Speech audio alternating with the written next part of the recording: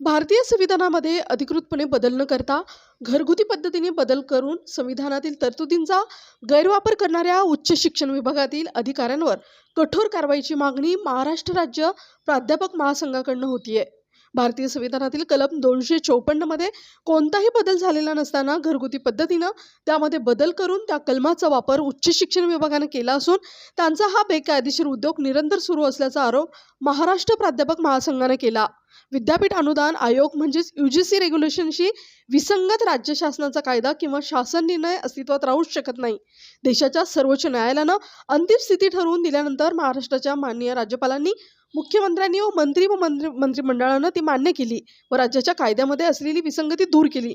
मात्र उच्च शिक्षण विभागातील अधिकारी माननीय सर्वोच्च न्यायालयाचा हा निर्णय मानायला तयार नाहीत व शासन निर्णयातील तरतुदी दुरुस्त करायलाही तयार नाहीत आणि त्यांनी आपली आरेरावी चालूच ठेवली आहे। विद्यापीठ व महाविद्यालयातील 90% जागा नियमित स्वरूपात भरण्यात याव्यात। विद्यापीठ अनुदान आयोगाच्या रेग्युलेशनप्रमाणे 90% जागा नियमित स्वरूपात भरल्या पाहिजेत। उर्वरित 10% जागा तात्पुरत्या स्वरूपात भरल्या तरी देखील त्यांचं वेतन नियमाप्रमाणे असावं। असं असतानाही महाराष्ट्रामध्ये तासिका तत्वावर नेमणूक केल्या जातात। या घटनेचा भंग असून उच्च विद्याविभूषित युवकांना वंचित ठेवण्याचा हा प्रकार आहे।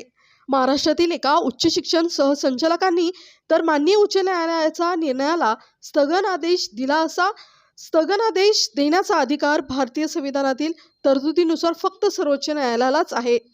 माननीय उच्च व सर्वोच्च न्यायालयाच्या समोर खोटी शपथपत्रे दाखल करणं ही तर उच्च शिक्षण विभागातील अधिकाऱ्यांची घटनेचा भंग करणारी व निरंतरपणे चालत आलेली कृती होऊन बसली आहे। प्राध्यापक शिवाजी भोसले येसपुक्टचा उपाध्यक्ष आहे आणि शिक्षण क्षेत्रामध्ये जे सध्या आमूलाग्र बदल होत आहेत त्याच्याबद्दल थोडंसं आम्ही आज पत्रकार परिषद घेतोय। पत्रकार परिषदेचा मूळ उद्देश असा आहे की यूजीसी रेग्युलेशन 2018 ज्या पद्धतीनं केंद्र सरकारचे आपल्या महाराष्ट्रामध्ये त्याचं इम्प्लिमेंटेशन होत आहे त्याच्यामध्ये मोठ्या प्रमाणात घरगुतीच्या पद्धतीनं तोडमोड होत्या। त्याच्यामध्ये घरगुती बदल जे होत आहे त्याच्यामुळे काय होतंय की यूजीसीचं रेग्युलेशन हे जसंच तसं फॉलो होत नाहीये। जेव्हा की सुप्रीम कोर्टाचे असे आदेश आहेत, राज्य सरकारचे सुद्धा मुख्यमंत्री त्यांचे सुद्धा अशाच पद्धतीचा आदेश आहेत की हे यूजीसी रेग्युलेशन 2018 सर्वोपरी आहे आणि ते महाराष्ट्र राज्यामध्ये तंतोतंत फॉलो झाले पाहिजेत। उदाहरण म्हणून 90% यूजीसीने सांगितलेले की 90% हे कर्मचारी प्राध्यापकांची भरती झाली पाहिजे। 10% कंत्राटी पद्धतीने जरी असली तरी 90% हे पूर्णपणे पूर्ण वेळ असले पाहिजे। 10% जरी कंत्राटी पद्धती असली तर त्यांना पगार मात्र असिस्टंट प्रोफेसर पद्धतीनेच दिला गेलेला पाहिजे आणि त्याला काही अटी आहेत। आता सध्या जे सीएचबी पद्धतीने जे भरती चालू आहे त्याच्यामध्ये मोठ्या प्रमाणात विद्यार्थ्यांवरती अन्याय होतो आणि उच्च शिक्षित विद्यार्थ्यांवरती अन्याय होतो मुळातच। दुसरी गोष्ट म्हणजे हे चालत असताना तुम्ही पाहत असाल की कितीतरी निर्णय असे आलेले आहेत की सुप्रीम कोर्टाने असे निर्णय दिलेले आहेत की UGC regulation will always be held high as compared to the regulations being passed in Maharashtra government. म्हणजे महाराष्ट्र गव्हर्नमेंटमध्ये कुठलेही रेग्युलेशन जरी पास झाले तरी त्याच्यापेक्षा यूजीसीचे रेग्युलेशनचे वर्चस्व असतील आणि त्यामुळे त्यांचं तंतोतंत फॉलो झाले पाहिजे। जसे की एक निर्णय असा आहे की सुप्रीम कोर्टाने हा निर्णय दिलेला होता की एमफिल आणि पीएचडी धारकांना 2000 पर्यंत त्यांचे डेट ऑफ जॉईनिंग पासून सर्व्हिस काउंट करावी, तो अजून सुद्धा लागू झालेला नाही। 90%चा निर्णय आहे। त्याचबरोबरीनं वेतन आयोगाचे प्रश्न आहेत आणि सर्व्हिस कंडिशन्स बद्दलचे प्रश्न आहेत। ते सगळ्या प्रश्नामध्ये छोट्या छोट्या पद्धतीनं तोडमोड केलेली आहे।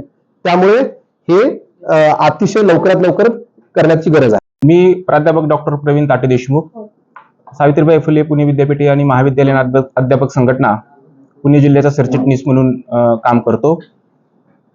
जो यमपुक्टोनं ठराव केलाय तो ठराव अशा पद्धतीने केलेला आहे, जर राज्य सरकार यूजीसीची अंमलबजावणी करत नसेल, यूजीसीच्या रेग्युलेशनची, सुप्रीम कोर्टाच्या न्यायमूर्तींचे आदेश मानत नसेल, उच्च न्यायालयाच्या न्यायमूर्तींचे आदेश मानत नसेल आणि आपल्याच पद्धतीनं घरगुती पद्धतीनं कामकाज करत असेल तर त्याच्या विरोधात यमपुक्टो आंदोलन करत आहे। त्याचा महत्वाचा टप्पा म्हणजे आमची संघटना ही पक्षविरहित संघटना आहे।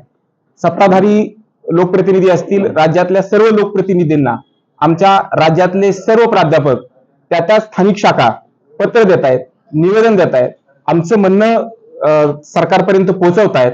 आमच्या यमपुक्टोचे आधारस्तंभ ज्येष्ठ नेते बीटी भाऊ देशमुख जे विधान परिषदेचे माजी सदस्य आहेत त्यांनी सन्माननीय मुख्यमंत्री महोदयांनाही खरं तर एक पत्र, सविस्तर पत्र या संदर्भात लिहिलेलं आहे.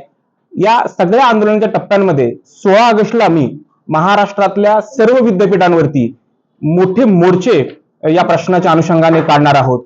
तरीही जर सरकारला जाग आली नाही, सरकारनं आमच्याशी चर्चा केली नाही, तर त्यानंतर आम्ही तालुका वाईज मेळावे घेऊन हे सरकार कसं असंविधानिक वागतंय, संविधानामध्ये कसं घरगुती पद्धतीने बदल करते, हे लोकांमध्ये जावं लागेल. शेवटी सरकार जर आमच्याशी बोलत नसेल तर लोकशाहीतून आम्हाला एकच मार्ग आहे, तो म्हणजे लोकांमध्ये मिसळून लोकांमध्ये जाऊन हा विषय मांडणे. या पद्धतीने आमचं कामकाज यापुढे चालू राहील.